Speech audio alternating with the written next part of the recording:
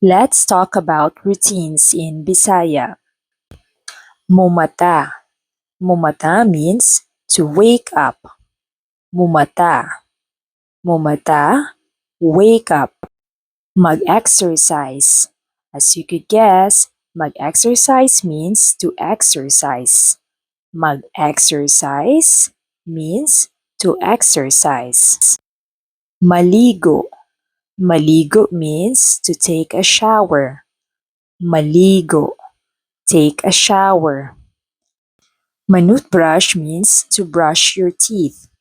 Manutbrush, brush your teeth. Manutbrush. Mag-andam og pamahaw. Mag-andam og pamahaw means to prepare your breakfast. Mag-andam og pamahaw, prepare your breakfast.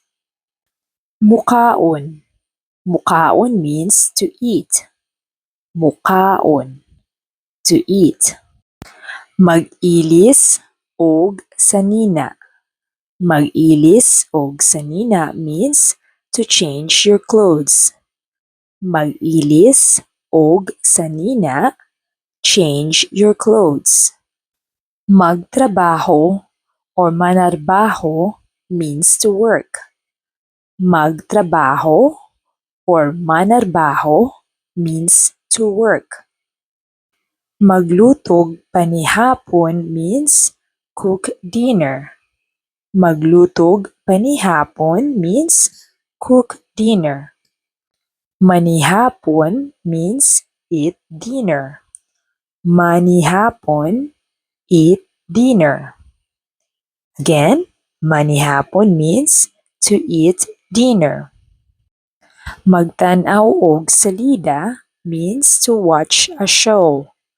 Magtanaw og salida means watch a show. Manghilamos means wash your face.